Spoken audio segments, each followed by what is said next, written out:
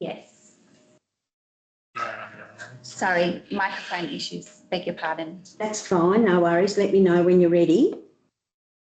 Ready. Thank you very much. Thank you. Well, good evening, everybody. Thank you very much for attending our council meeting tonight. I'd like to welcome all the councillors here tonight and our General Manager, Jason, and our staff. And I'd also like to introduce you to Matt. Matt is our new IT staff member, and we'd like to welcome you here tonight, Matt. And thank you for coming to the meeting, and welcome to the staff. So we're looking forward to working with you over the coming months and however long. Thank you. And welcome to the gallery as well. Thank you for coming to our meeting tonight. So I'll begin with number one, which are apologies and leave of absence. We do have an apology from Councillor Terry Hughes. Number two, we have declarations of pecuniary and conflicts of interest, Local Government Act of 1993.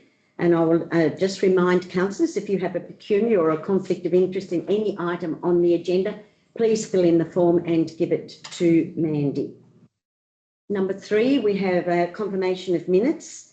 So we have a recommendation that the minutes of the ordinary meeting of the Kentish Council held at the council meeting room in Sheffield on the 21st of January 2025 be taken as read and confirmed. Could I have someone to move that? Councillor Haig, Councillor Blenkhorn. Are there any comments or questions regarding the confirmation of the minutes? No questions or comments, then I will put it to the vote. All those in favour? Aye. Anyone against? Then that is carried. I shall go on now to number four, which is presentations, which is nil, notice of motion nil, petitions nil.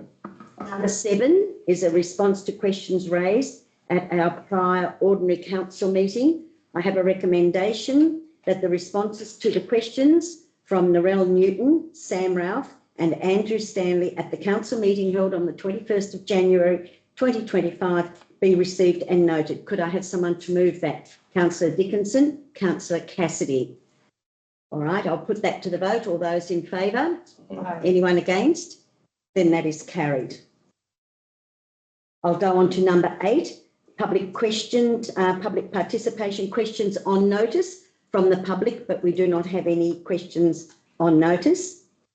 Point number 9 is public participation, questions without notice from the public. And I notice that we do have a few members in the gallery tonight. I would like to remind the members of the gallery that we have 15 minutes for public question time. You are entitled to 2 questions, but you can only ask 1 question at a time to allow everybody to ask their question. If their time allows, then you can ask your second question. And I would just like an indication of how many people are asking a question. 1, 2, 3, 4 people, in which case I would ask that you remember we've only got 15 minutes. Could you please keep your preamble to a minimum and ask your question very clearly, remembering to stand up and give your name and the topic on which you want to ask a question. So I'd just like to ask a question, Madam Mayor. Have we got a stopwatch on this 15 minutes?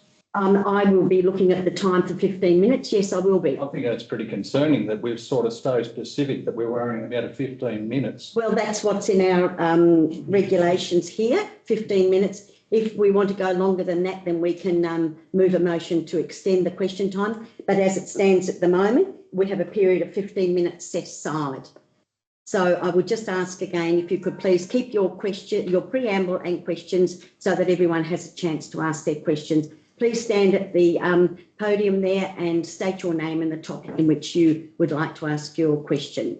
So could I have someone first? Thank you, Mrs. Thomas. Robin Thomas from Paradise.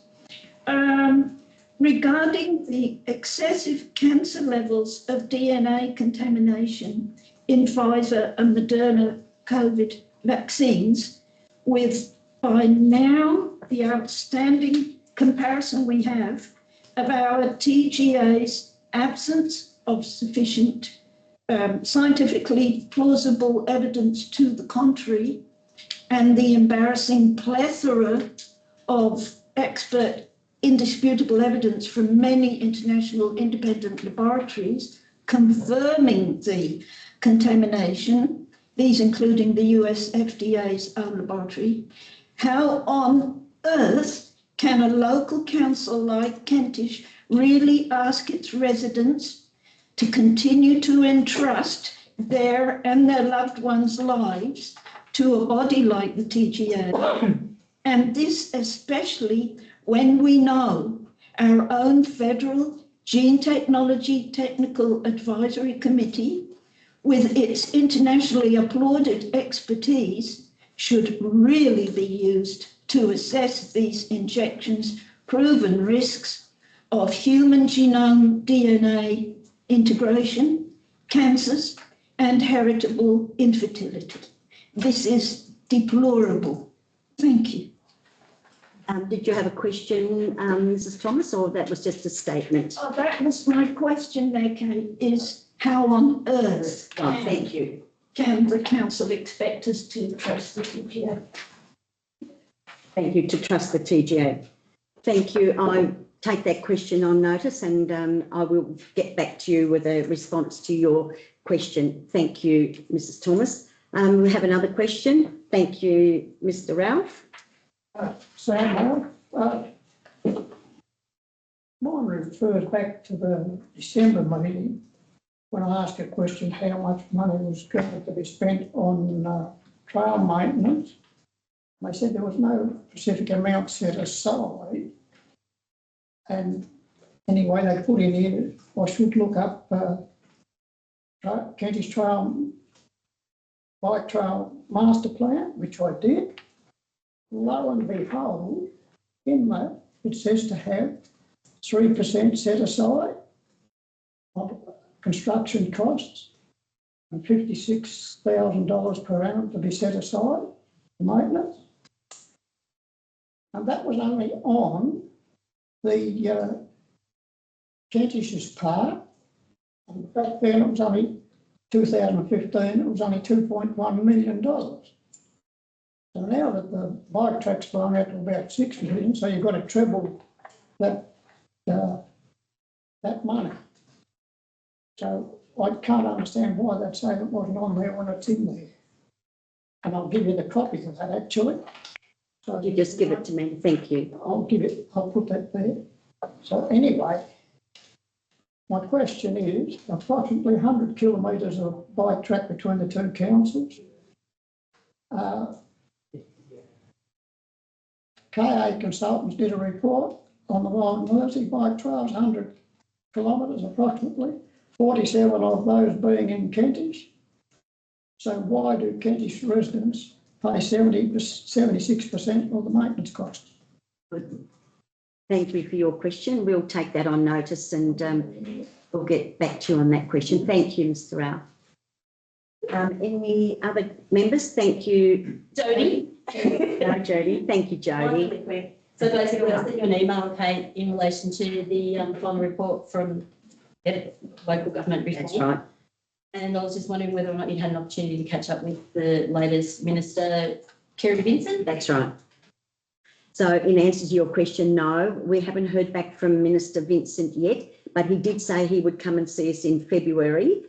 We are working through the local government review, and there certainly are moves forward in how this is going to unpack with the government. But at this stage, I really was waiting to hear from Minister Vincent, and then we would have something more concrete. But we are not there will be no money in the budget for this next, but that's right, for this next 12 months for any sort of moving forward in this.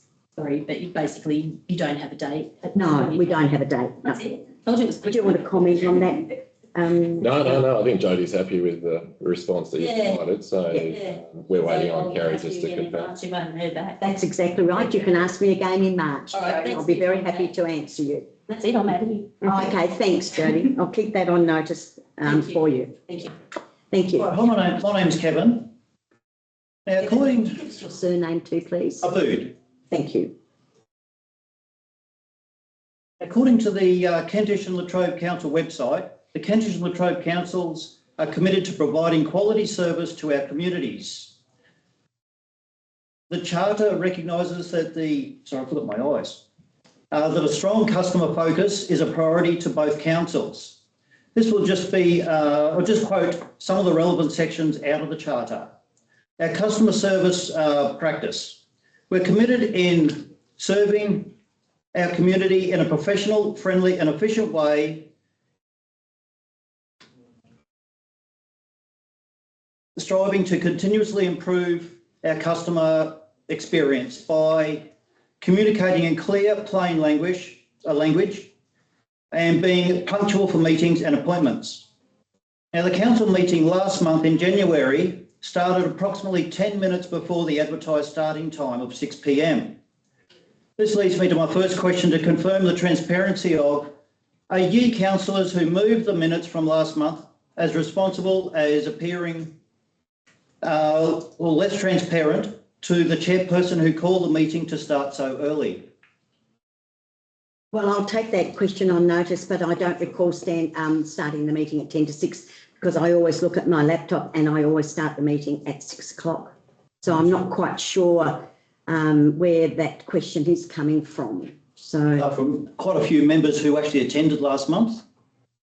Well, I'll take it on notice, but I will say that, and we'll look on the recording from last month. Is it time-stamped, is it, Miss? Sorry. Beg pardon? Is it time-stamped? Yeah. Oh, it would be, yes, it would be. Yeah, but I always I'll always look at my laptop and I always start right on the dot of 6 o'clock. So I'm not quite sure why they're saying 10 minutes, but thank you for your question. Thank you. We'll look into that. Thank you very much. Are there any questions from the gallery?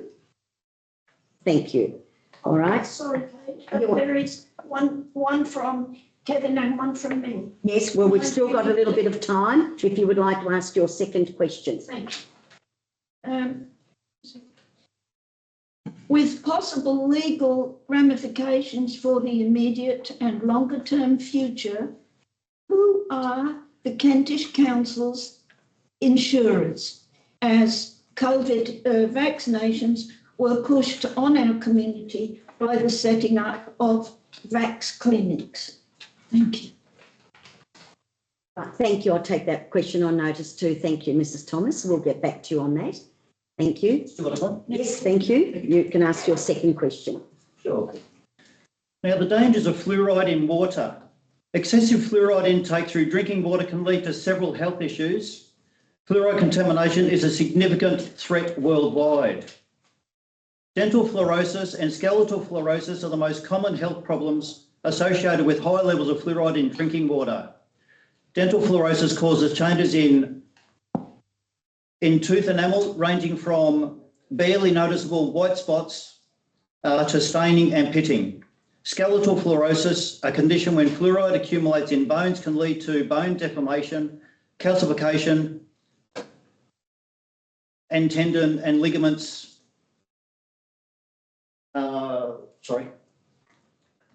Only 11 countries in the world now have more than 50% of the population drinking artificially fluoridated water. Most developed countries, including Japan, and 97% of Western European population do not consume fluoridated water. Fluoride is the only chemical added to water for the purpose of medical treatment. Fluoridation is unethical. Informed consent is standard practice for all medication and one of the key reasons why most Western European has ruled against fluoridation. With water fluoridation, we are allowing governments to do to the communities, forcing people to take a medication irrespective of their consent, what individual doctors cannot do to individual patients. Now, the fluoride goes to everyone, regardless of age, health or vulnerability.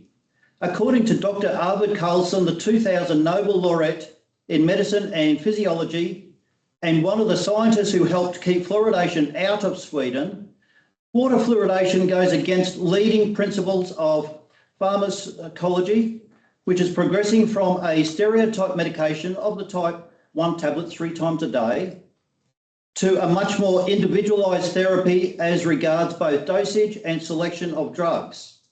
The addition of drugs to the drinking water means exactly the opposite of an individualised therapy. Now, Section 20 of the Local Government Act 1993 in Tasmania outlines the functions of a council. It states that in addition to any functions of a council in this or any other act, a council has the following functions: to provide for the health, safety and welfare of the community, to represent and promote the interests of the community. In performing these functions, the council is to consult, involve and be accountable to the community. A council may do anything necessary or convenient to perform its functions either within or outside its municipal area. This leads me to my second question. In the best interest of the community, particularly under Section 20, Part 1 and Part 2 of the Local Government Act, and considering the 29 councils in Tasmania own 51% of Taswater and receive a dividend from the same, and as there is growing awareness and concern about fluoride added to the water, may thee ask the Kentish and Latrobe Council be proactive and be state leaders, as well as being the envy of other communities to demand a stop to adding fluoride to the public water supply. Good. Thank you for your question. So we'll take that one on notice too, and thank you for the information that you've provided for us, and we will consider that information. Very well. Good. Thank you, Kevin, very much. All right. Well, is there no other questions from the gallery? We shall move on to number 10, which is the Planning Authority, which is nil. We have 11, which is the Development Regulatory Services Department. And so we have a report by Mrs. Phoebe to update the council on the number of building and plumbing applications and notifications received during the month of January 2025. We have a recommendation that the report advising of building and plumbing applications, notifications received for the month of January 2025 be received. Could I have someone to move it? Councillor Thwaites, Councillor Richards. Are there any comments or questions that you would like to ask? I'd just like to make Councillor Blenkhorn. a statement. I think this is very concerning. When you hear newsreels, like only recently last night, the amount of red tape and jumping through hoops that people have to do to erect a house in this state is absolutely deplorable. And I think that this just absolutely highlights this here. Estimated cost of construction in our community, $30,000 for 30 days. It's a disgrace. I think this government needs to be told that, red tape has to be improved so people can get on and build a dwelling on their property. I'm hearing people out there time and time again that it's just getting more and more red tape thrown at them. And I think the latest one I heard is under the building code that you're not even allowed to have a lip on a toilet. I mean, a shower base. There should be no lip on a shower base to get in and out of a shower base now. So there's more red tape. So thank you for your question. I will just make one comment in answer to your question. So we do have our Calibre, which is the Kentish Latrobe Business Association, and that is one of the purposes and one of the goals of Calibre is to follow this through. And at two of our meetings that we've had, which have been networking meetings, we've had Stuart Clues, and this is his main job in Hobart with the state government to address these red tapes. And he has helped many, many people get through red tape issues that they've had to face. So Calibre are working in that area very closely. And as I said, Stuart Clues is the person that is lobbying the state government, working for the state government in this area. So it's not as though we're doing nothing in this area. Calibre are certainly working hard. But thank you for your comment, because it is an issue, but there is work being done through Calibre. So thank you, Councillor Blenkhorn. Any other questions? Then if there are no other questions, I'll put it to the vote. All those in favour? Anyone against? Then that is carried. We'll go on to 11.2. We have Planning Development Application Status Report.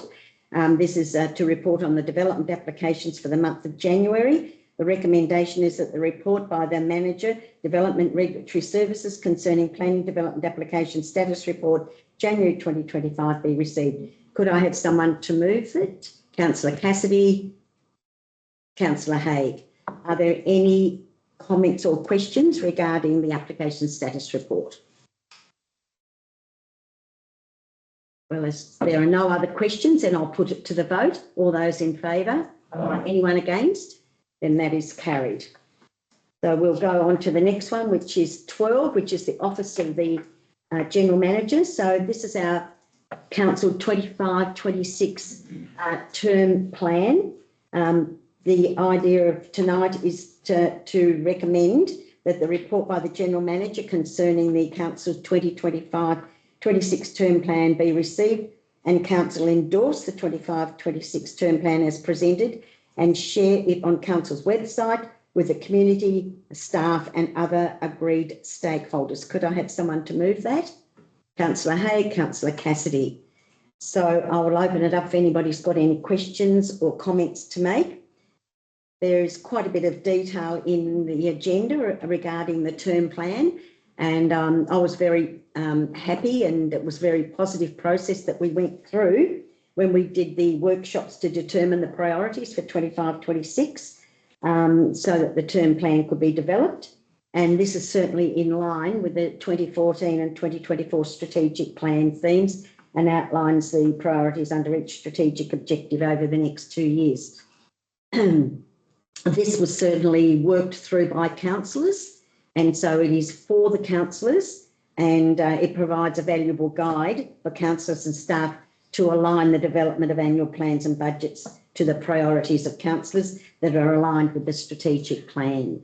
So it was a really good process, and I think we've come up with an excellent document at the end. So are there any comments that anybody would like to make?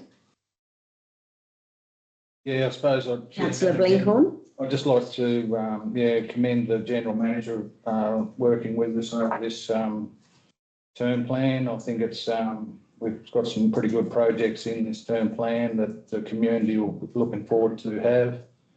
I think it's it was agreed to by everyone around the table, so everyone had input to it, and I thought it was pretty commendable. Yep. Thank you for your comment, Councillor Blenkhorn. That's really positive and very encouraging. Thank you. Yes, we were all fairly happy. We had we did the workshop and then we discussed it at our last forum, so now it's being endorsed here. So we do have the recommendation. Yeah, and through you, Mayor, I just wanted to say a big thank you to everyone for their input. And already, as we've been working through the early part of the budget and plans for 25-26, we've been able to reference the information in here. So you will see some of the information coming through over the coming weeks as we start to pull budgets together. So I appreciate all your support. Wonderful. Thank you. All right, I'll put the recommendation to the vote. All those in favour? Anyone against? Then that is carried. So we'll go on to 13, which is Corporate and Business Services Department. And we have a recommendation. It's quite a long recommendation because we are looking at the auditing annual financial report and endorse the Kentish Council annual report of 2023-24 for release to the community, inviting feedback before the annual general meeting in March. The annual report is quite a big document, but it's very detailed, and it certainly is a good report reflecting all the things that we've done in the council over the year 23-24. So that's been really good. So we do have a recommendation that the report by the Manager of Corporate and Business Services concerning Kentish Council annual report be received.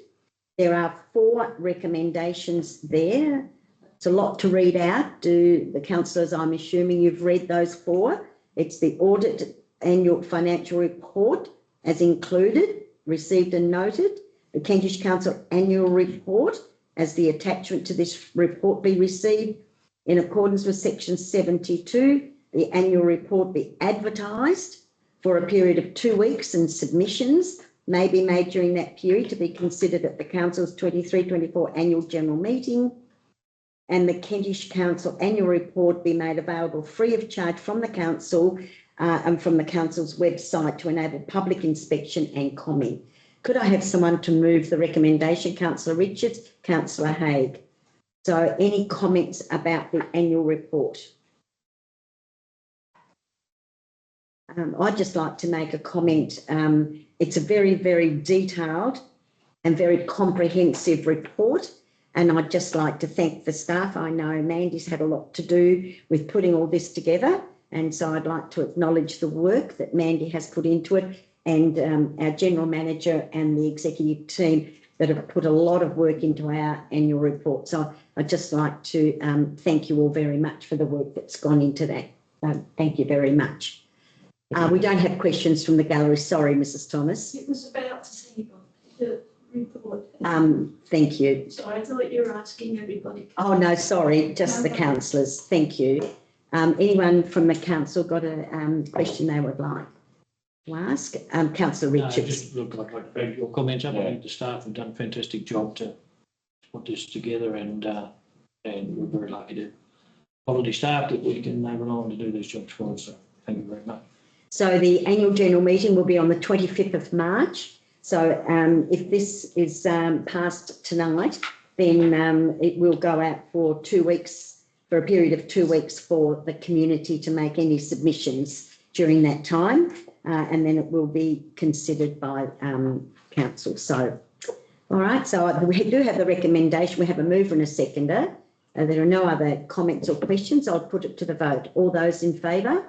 Anyone against? Then that is carried. Thank you again. So we'll go on to 13.2, which is the finance report from our team leader of finance. At the financial report for the period ending January 2025 as provided by the team leader of finance be received. Could I have someone to move that? Councillor Lane, Councillor Dickinson. Right, any comments or questions about the financial report? There were 14 pages in the financial report, so there was quite a little bit, a lot of figures there to look at. But has anyone got any questions? Councillor Thwaites. Thank you. The bit that I always get questions about is in the last few pages in the budget of capital works for the year, and before I ask a question, I must say that I think we're tracking very well. Good to have those figures. My question relates to the very last line on page 14, the Albion Street Bridge allocation of 500,000. The objective when that was closed was to seek any further flood mitigation options in Railton. Is this something that we're working on actively? There was mention of possibility of doing something in the Esplanade area to help the flow of water there. And just while we're talking about that, I wonder if the works have been done in Redwater Creek for pre-winter. Thank you for your question, Councillor Thwaites. I might ask Mr Magor if you've got any answers to those questions, because we've often discussed the route and flood mitigation. So we've got Dalbigan Street, the Esplanade and that. So can I just ask you to respond to that? I can, thank you. My preference would be to go to the status report and see what the latest, like what the actual recommendation and the decision was following that, but not actively pursuing any projects per se, other than the opportunistic. And I know that the operations team have recently been down in the rail area doing some enlarging and clearing of the waterway in a couple of locations, and that's the bulk of the activity on the ground. But there are other projects too that we're trying to pursue, like the early warning system and further opportunities for system funding. But yeah, whilst it would be good to do the entire project, the reality of trying to get the money for that is certainly be a challenge. Do you want to find out any further information, Councillor Thwaites, or? No, I'm certainly aware of what's in the action plan. Right. It was reading that made me come back to this. So Yeah, I guess I find that it's not ideal, and I really think that well, we were prepared to set aside some money to duplicate or enlarge the Jumperkin Street Bridge. I mean, when that got shelved, for good reasons. I'm not bitter about that. But I do think that there is room in other parts of the township that would benefit from us proactively going in there and doing something, rather than waiting for the next flood and trying to get subsidies to change something there. Right. I think we can do something in the meantime. That's my opinion, and yeah, Okay, thank you for that. Did you want to comment? You're right. Okay, thank you. Any other questions about the finance report? All right, we have a recommendation with a mover and a seconder, so I'll put it to the vote. All those in favour? Anyone against? Then that is carried. So we'll go on to 14. Infrastructure and Assets Department, nil. Operations Department, nil. Information. So we've got our council forums. We have a recommendation that information on topics discussed at the 21 January 2025 and 4th of February 2025 council forum be received. Could I have someone to move that? Councillor Cassidy, Councillor Lane. So we do have a list of things in from the forum. Anybody got any questions or comments there? Everyone's happy with the list there? Well, I'll put it to the vote. All those in favour? Anyone against? Then that is carried. So we have the delegates report, and I have a recommendation that the delegates reports be received and noted. Could I have someone to move that? Councillor Hay, Councillor Dickinson. So we have a list of meetings and events that I have attended and Deputy Mayor Penny Lane has attended. They're in your agenda. So are there any other councillors that would like to report any meetings or events or anything that they have attended over the last month? Councillor Blenkhorn. Just a couple of queries, like I noticed, Madam Mayor, you had a meeting with candidate Leonie Hiskett. What would she be a candidate for? Sorry, can you just tell me? No, she's not a candidate for anything. She's retiring. Meeting and event date on the 14th. You had a meeting with candidate Leonie Hiskett. Oh, no, sorry, that's not a candidate, sorry. Yeah, thank you for pointing that out. Her son certainly is a candidate for the upcoming Legislative Council, but no, Leonie's retiring in April. Thank you for pointing that out. We'll make an amendment to the minutes for that. Thank you. Any other comments or questions to Councillor Twaits?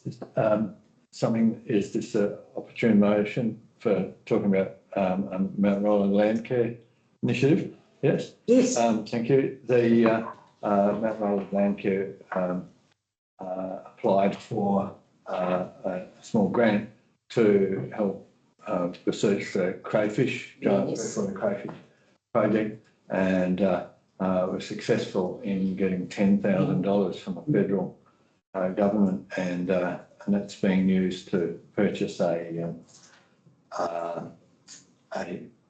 tag reader so that we can put it underneath a culvert, and as crayfish that are tagged move past it, it will register them. Now, so far, we haven't actually seen a crayfish in a culvert, so they don't like them. We're trying to work out how we can get, firstly, if they can, if they do traverse culverts or choose to go on the road. That's what the $10,000 was for. The other part of it is to hire a gentleman who's got expertise with it, and the group will be going to Detention River in the far northwest, where he's got 1,500 or so crayfish tagged, and we can do some research there. Whereas here in this area, we haven't got that number. We've still got the problem. But yeah, so that's a very active group, and the amount of work they're putting in is quite amazing. So just like to commend them, Madam Mayor. Thank you. Well, that's amazing that they got $10,000 from the federal government. So I did know that. I do get the emails from the Mount Roland Land Care Group, and it's always wonderful to read what they're doing, and their number of volunteers in the group is certainly increasing. So there's a lot of interest in that area. Thank you, Councillor Twaits. Councillor Richards. Yeah, could I just ask Councillor Yes. Twaits a question there? So we've actually got some tagged in the municipality that are ever already been tagged? Indeed, yes, Yeah. yes. Not many in Kentish, Not a few. but yeah, a few. And yeah, and we're the guys coming back to do some have another look for some more, and we'll tag them then as well. Yeah. Wonderful. And that's the $10,000 that you'll be spending to get the tagging That's done. right. Yeah. Good. So you have to purchase a reader as well as tagging them as well. Yes, Yes. that's right. Yeah, the tag is only a small thing, Mm. and It's an interesting process. yes, it's complicated. Complicated. Oh, well, everybody's certainly on board and you're getting the right advice from another source. So that's always beneficial, because then you know that the money's going to be spent wisely. Good. Any other comments? Councillor Blencorn. Query, Madam Mayor. Yes. On your what you've been up to on the 5th of the 2nd, an ABC interview regarding Kentish Park.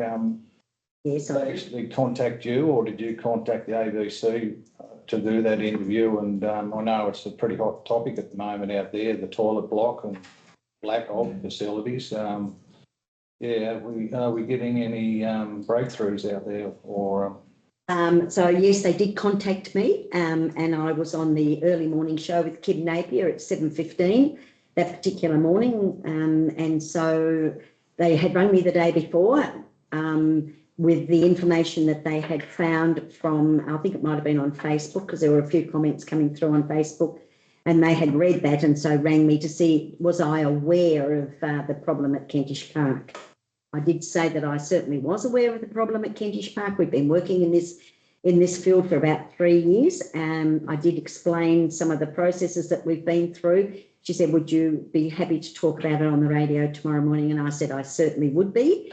And I did do the interview, and I did have feedback from Mr. Parsons, who said that I'd covered all the information accurately and that the interview went well. So I haven't heard from them since, but look, in that field of Kentish Park, we're certainly, there is movement in that area. There will be consideration in the budget, but we've also got one of our staff members who was a previous builder, but now on the staff, who has been out to have a look at the Kentish Park toilet. We do have $150,000 from the state government, which we can refurbish the toilets with, but it's the ongoing cost and maintenance that's been the issue. So it's certainly, we're not forgetting about it. It's certainly, we are getting some movement in that area. So thank you for that. Yes, but they did ring me. Thanks for that, Councillor Blencorn. Anyone else got a comment about or got something that they've been to? All right, well, if there's no other comments, we do have a recommendation that the information be received. So I'll put it to the vote. All those in favour? Anyone against? Then that is carried. Lost the counts now, but that's okay. To the decision status report. Decision status 16.3. report. Right. So we have the recommendation that the January 2025 status report of open council meeting decisions be received. Could I have someone to move that? Councillor Richards and Councillor Lane. Are there any comments about that? No comments. Well, as there are no comments or questions, I shall put it to the vote. All those in favour? Anyone against? And that is carried. So we're up to 17, which is our committees of council, nil. The Council of Joint Authorities and other committees, nil. Urgent business, nil. Closed meeting. So we have a recommendation that the following items be discussed in closed session. So could I have someone to move that? Councillor Cassidy, Councillor Haig, and we will be discussing those. Could I'll put that to the vote. All those in favour? Aye. Anyone against?